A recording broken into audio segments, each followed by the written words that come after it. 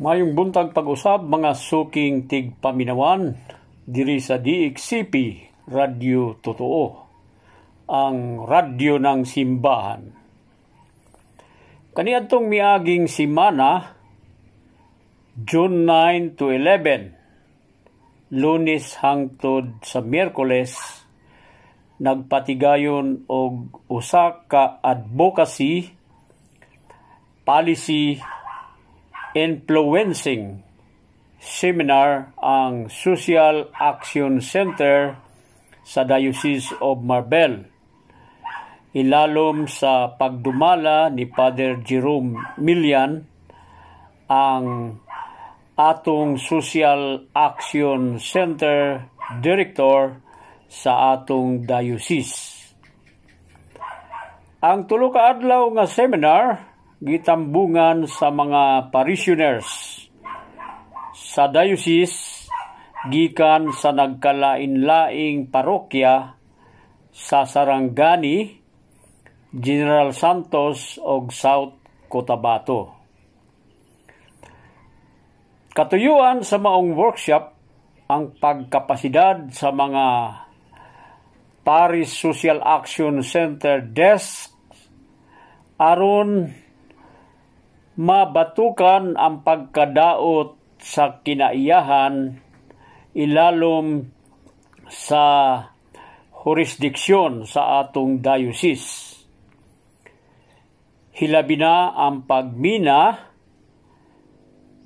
sama sa kasamtangang coal mining operation sa NID Ligsibo ug ang umalabot nga copper mining operation sa bukid sa Tampakan.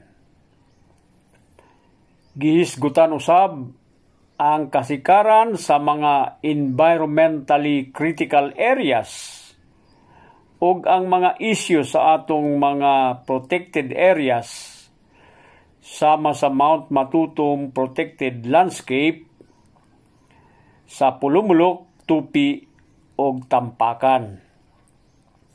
Ang Ala Valley Protected Landscape sa Ala Valley area ug ang proposed Mount Busa Protected Area ug ang Sarangani Protected Seascape sa probinsya sa Sarangani. Atong lakbitan og saysay ang kasamtangang coal mining sa NID Ligsibo, South Cotabato.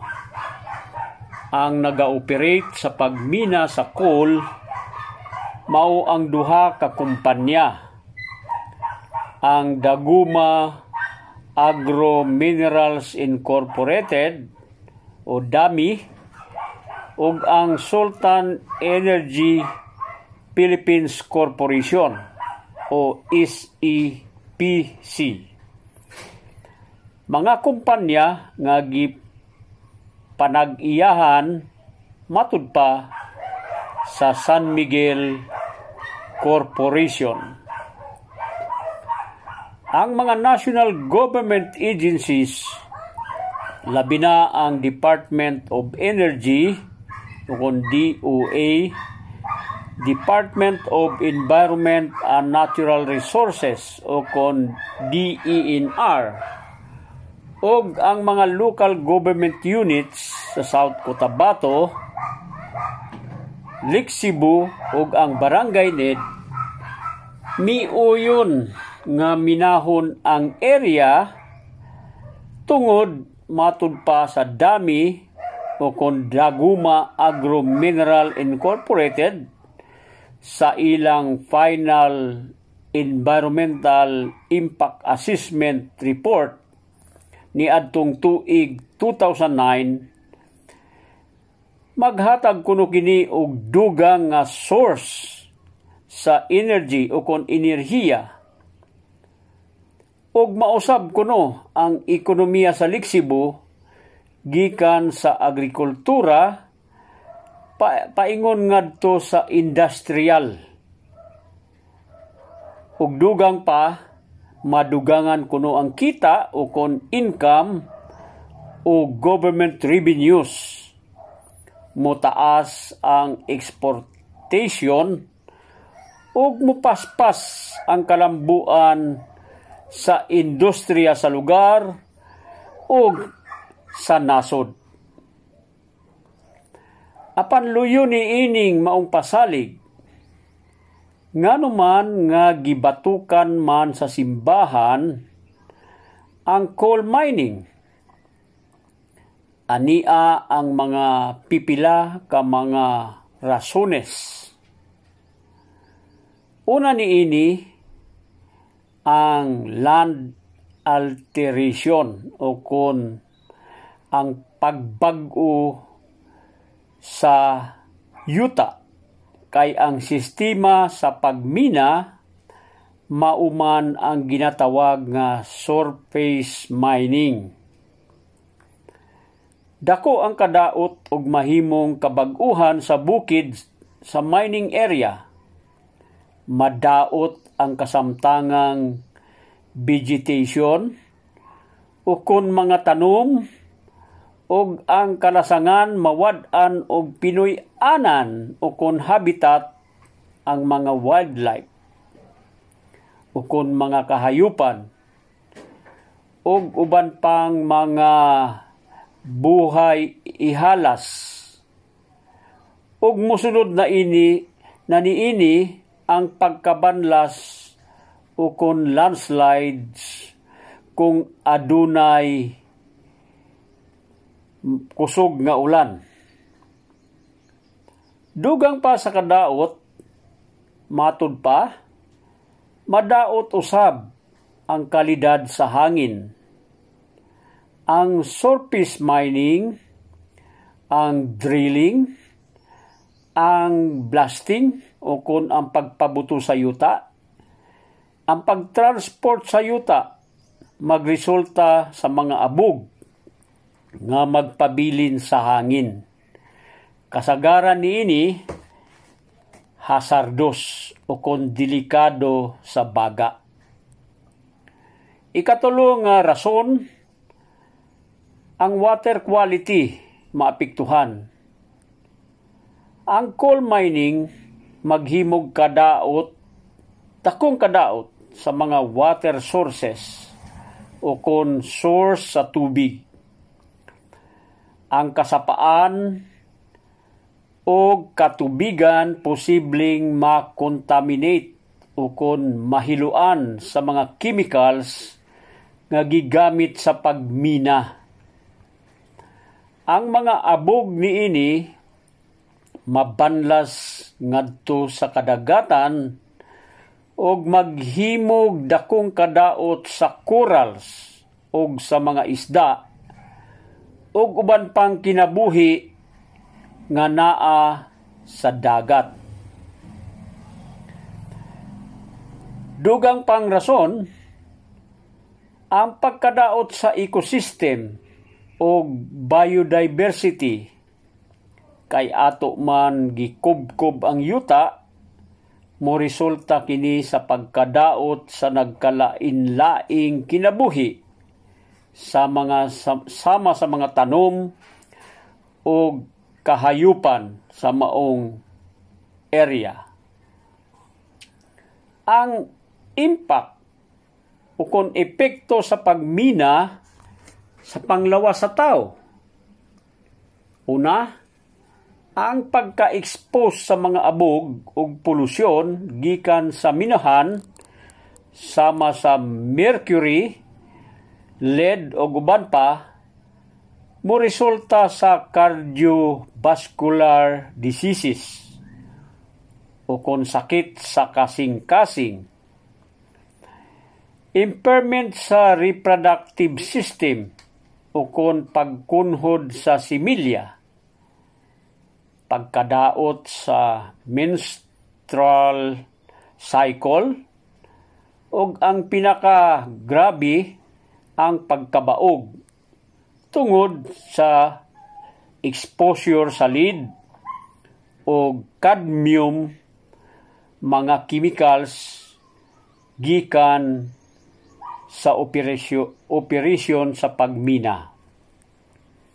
Dugang pa napay neurological problems o kung pagkadaot sa memorya hilabi na sa mga kabataan o maapektuhan ang ilang cognitive development.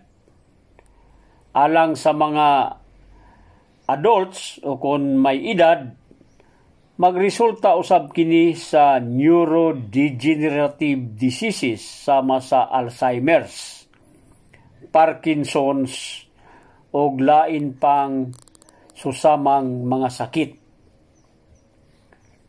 Pagkadaot sa baga o uban pang lung diseases o kon respiratory diseases o mga skin allergies o kon sakit sa panit,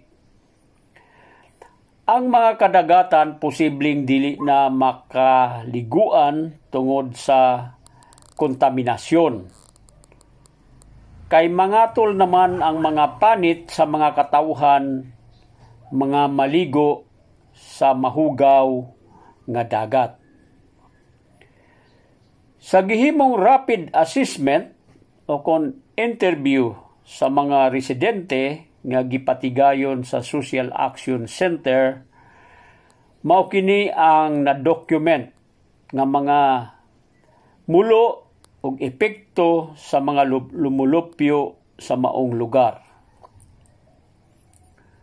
Ang pobreng mag-uuma napugos og pamaligya sa ilang luna sa mining company. Ila bina katong naigo sa unang hugna sa pagmina kay wala naman sila'y uma, nakasinati na sila sa hinay-hinay nga kalisod. Kung kaniadto nakasinati sila og kaabundansya sa kita sa ilang mga produkto sa mais, palay, root crops, lubi ug uban pa, karon nangarkila na lang sila og gamayng luna aron katamnan. Ang uban nanarbaho sa ubang mga areas o kon kaumahan. Ang promisa nga trabaho sa mining company para kanila wala matuman kay kasagaran ang mga nanarbaho gikan man sa laing mga lugar.